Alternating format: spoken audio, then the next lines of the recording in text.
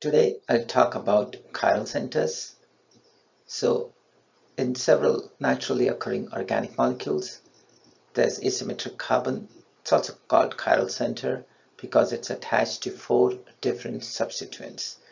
And we have to learn how to apply the R and S rules and notation in order to find out the absolute configuration of the chiral center.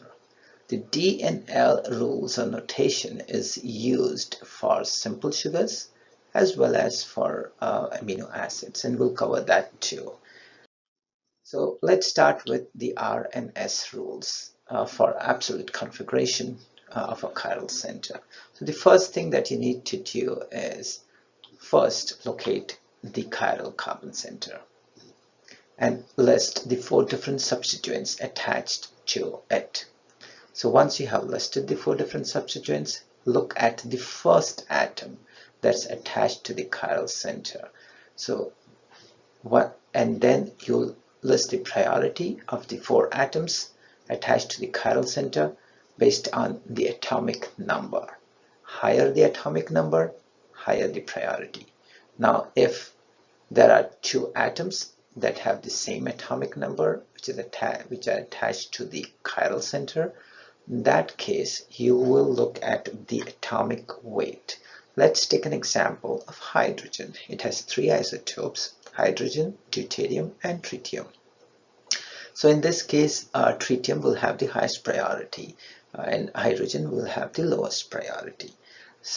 But in several cases, when there are 2 atoms that are identical, they have the same atomic number, and they are not isotopes, then you have to consider the atoms that are attached to each of these atoms to determine the priority.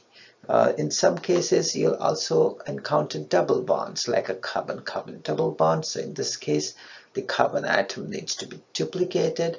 If it's a carbonyl group, carbon double bonded with oxygen, then you duplicate oxygen atom. In case of a triple bond, you will triplicate the carbon atom. So this helps you to determine the priority, and we'll go through specific examples on how to use and apply these rules. So once you have assigned priority for all the 4 substituents, you'll rotate the molecule so that lowest priority group is away from you.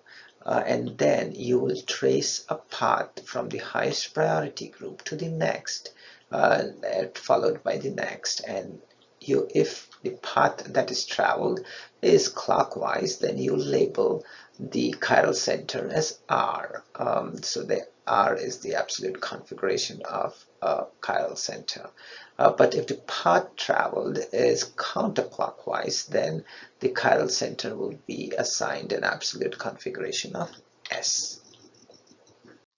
So before we jump into examples, what I want to point out is scientists have determined that the absolute configuration about the chiral center has been verified using X-ray diffraction as well as by chemical reactions. So let's look at a simple molecule. This is a simple molecule. The carbon center is right here, and it's attached to 4 different substituents: a hydrogen, a deuterium, a hydroxy group, and a methyl group. So this is a very simple chiral molecule. So in order to apply the 4 rules, the first thing that you do is you list the 4 substituents. So I've listed the 4 substituents: OH, methyl, deuterium, and hydrogen. So once you have listed the substituents, you have to look at the first atom attached to the chiral center. So in this case, the first atom that's attached to the chiral center is oxygen. Its atomic number is 8. In case of methyl, carbon is the first atom that's attached to the chiral center. The atomic number is 6. And then for deuterium and hydrogen, the atomic number is 1. And then remember to apply the rule about atomic weights. And so atomic weight of deuterium is 2. And so deuterium has higher priority than hydrogen. So then the rank order is OH group has the highest priority, followed by the methyl group, followed by deuterium. Hydrogen has the lowest priority here. So I have kind of labeled the OH group as A, the methyl group as B, and deuterium as C. Then you trace the path from the highest priority group to the next. In this case, it's B, from A to B to C. And you can see that the path that is traveled is counterclockwise direction. And so the chiral center is labeled as S. So the chiral center has an absolute configuration of S. Let's look at this example using actual model. So this is the model I built. So this is the chiral center right here. You can see the chiral center right here. This is the methyl group with the 3 hydrogens attached here. You have the OH group, this is oxygen, and this is hydrogen. So this is the OH group. This is the hydrogen group that's attached to the carbon. And then you have this one is the deuterium. Okay. So as you can see, OH group has the highest priority. It's right here. So you have to make sure that the lowest priority group, in this case hydrogen, is away from you, so you cannot see it. Okay, you can see the chiral carbon right here. This is the chiral carbon, and the hydrogen is right kind of behind it. Okay, so it's away from you. Then you have oxygen here, and then you have the methyl group, and then you have deuterium. So this path that's traveled is S configuration. Okay, so it's counterclockwise, and so it's S configuration. Let's look at the enantiomer of this molecule. To find out, in case of the enantiomer, what you'll do is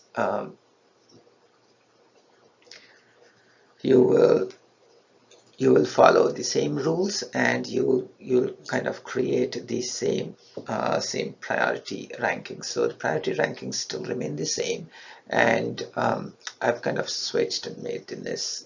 So again, this hydrogen should be away from you. Okay, this is the chiral carbon, this is the OH group, this is the methyl group, and this is the deuterium group. So starting from OH, you have the methyl group, and then you have the deuterium. So in this case, it is clockwise, okay, from here to A to B to C. So it's clockwise, and because it's clockwise, it's this chiral carbon has a configuration of R.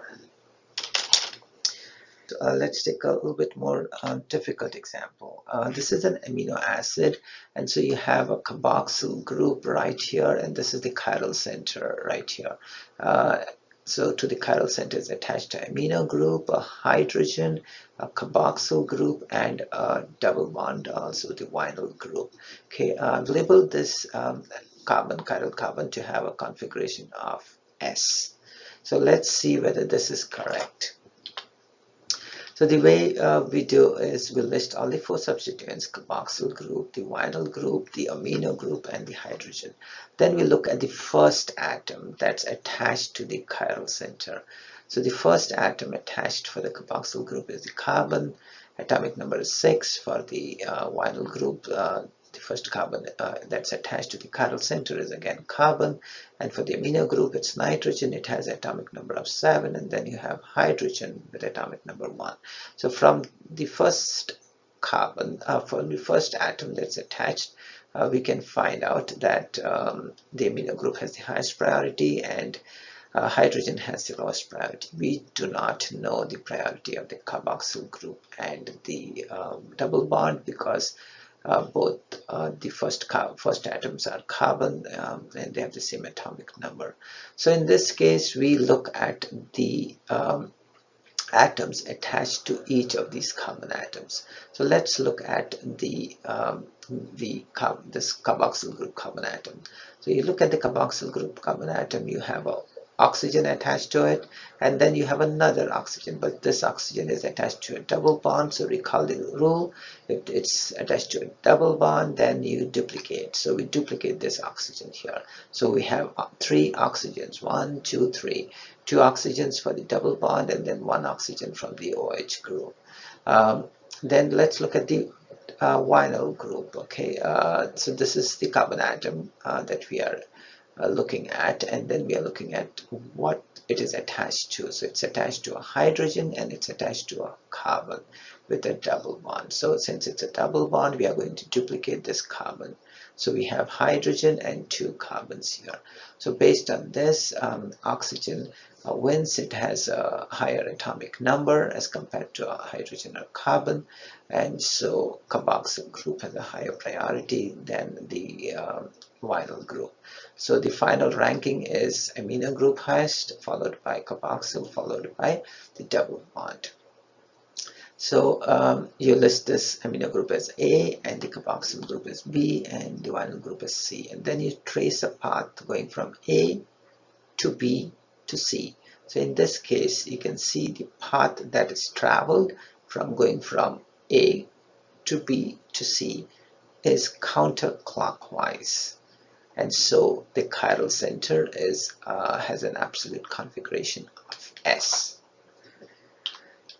So let's look at another example. In this case, before we look at another example, let me show you the model of this molecule. Right here, I've made this model. So this is the chiral center right here, and you have the hydrogen, and then this is the carbon-carbon double bond right here. You have the carboxyl group here. This is carbon-oxygen double bond, and this is the OH. So this is the carboxyl group, and then you have the amino group right here. This is the nitrogen atom with attached to 2 hydrogens right here. So I want to make sure that you understand and try to make the model if you have. And I've made this model. I've got this model kit from HGS polyhedral molecular models by Maru Zen from Tokyo, from Tokyo, Japan. So you can use any other models. So so in order to find out the absolute configuration, you have to make sure that the hydrogen atom is away from you.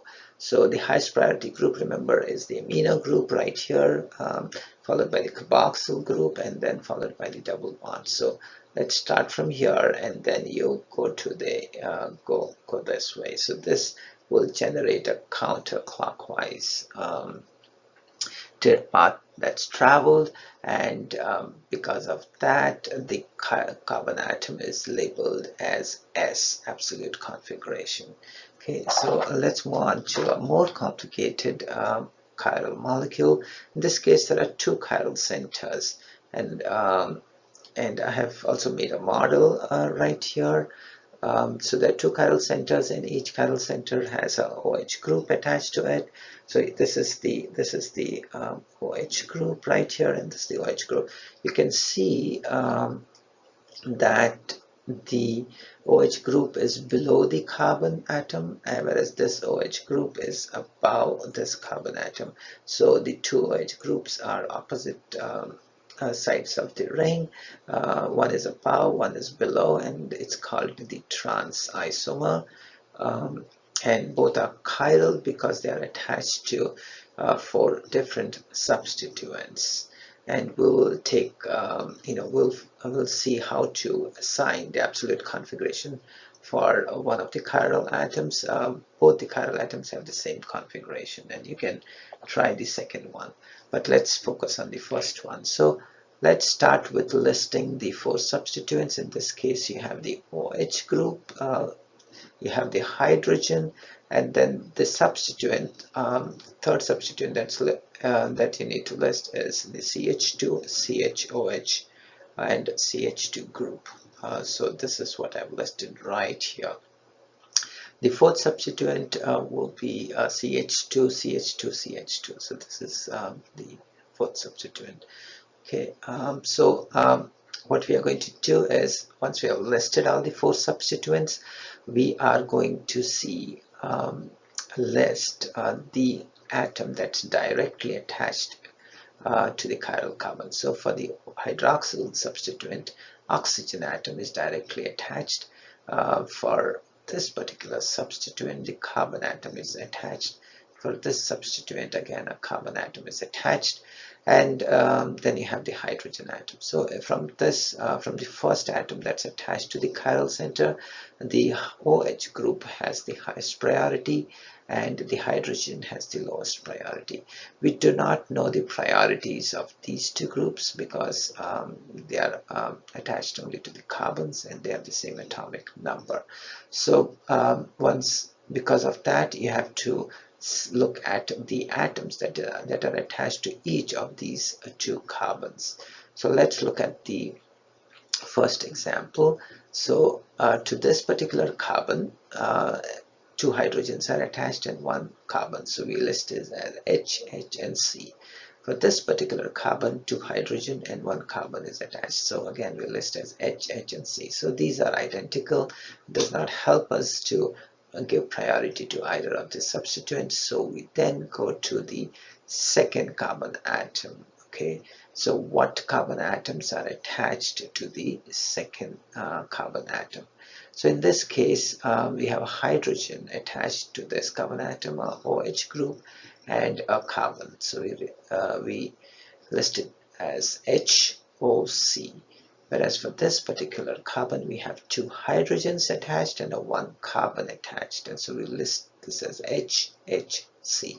So you can see from here, oxygen has a higher atomic number as compared to hydrogen. And so this particular group has a higher priority. And so we get the ranking. The highest priority is OH, followed by this particular group, followed by this one, and then last is the hydrogen atom. So we label OH group as A, and then the second priority group is labeled as B, and the third priority group is labeled as C. So in order to find out the absolute configuration about the chiral center, we start to trace a path going from A to B to C. This path is clockwise, but since this hydrogen is towards you, it should be away from you, and so because it's towards you, you have to label or assign this carbon as S absolute configuration. So let's look at the actual model to verify whether that is correct. So let's look at this model again.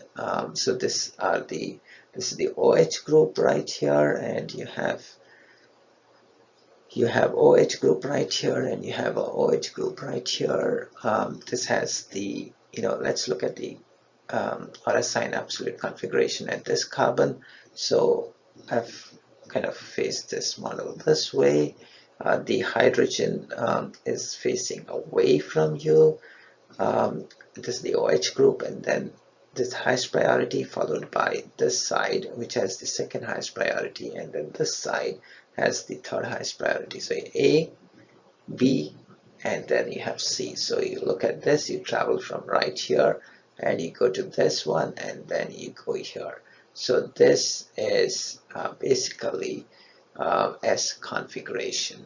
Okay, so that's how you get the S configuration. So you can try for the other carbon, chiral carbon, and that also has S configuration. So now let's move on to the D and L notation that's used for simple sugars and amino acids. It's typically used for two or more chiral centers, but in natural amino acids, many natural amino acids have only one chiral center, and it's still used for that. So in a D and L nomenclature, you have to write the molecule in the Fischer projection form. If you don't know how to do that, then please look at my previous video about Fischer projection and how to convert the 3D structure into Fischer projections. So in the Fischer projection, the other important thing to note is the most oxidized carbon should be on the top in order to even try to attempt to assign a D or L notation for the molecule. So once the most oxidized carbon is at the top of the Fisher projection, you look at the highest number chiral center, and at that chiral center, if the hydroxy or the amino group is on the left, then it's designated as L. If it's on the right, it's designated as D. Okay, now remember that D and L are not related to the to the optical rotation of plane polarized light by the molecule. So the D and L is not related to the plus or minus sign. So plus or minus sign is related to small d and small l. So small d is dextro, and that's related to the plus sign, and the plus sign means that the molecule is rotating the plane polarized light in a clockwise direction, whereas the minus sign, which is associated with the labial or L, is connected to the counterclockwise rotation of the plane polarized light by the molecule. So let's look at this example of L-tartaric acid. So how did we designate it to be L? So first thing you have to write the Fisher projection formula. I've written it right here. Then the most oxidized carbon atom is on the top. In this case, it's carboxyl group. And this molecule has two chiral centers. Right, one is right here, and the other one is carbon atom 3. So you look at the highest numbered chiral center, in this case it's carbon atom 3, and then you look at whether the OH group is on the left or right. In this case it's on the left, so it's called L-tartaric acid. So let's look at the D isomer of tartaric acid. So in case of D isomer, the OH group is on the right, and so it's called the D-tartaric acid. So one thing that I want to point out here is you can see both these molecules are D, but because they're D because the OH group at the highest chiral center is on the right, but they rotate the plane polarized light in different directions, and so they have different signs here. So this negative sign means that the plane polarized light is rotated counterclockwise, whereas the positive sign means the plane polarized light is rotated in the clockwise direction. So so just to make the point, I've given this example that although both have the denotation, they rotate the plane polarized light in different directions. So this is an example of D plus glucose. So again, the oxidized carbon atom is at the top, and there are several chiral centers in D glucose, and you're looking at chiral carbon atom 5, which is the highest numbered chiral center. And then you're looking at whether the OH group is on the left or right. In this case, it's on the right, and so it's designated as D. Let's look at a amino acid, valine. It's designated as L-valine. You again write the molecule in the Fisher projection. Highest, most oxidized carbon is on the top. The amino group is on the left, and so it's designated as L-valine. Thanks for watching. Have a nice day. Subscribe and like.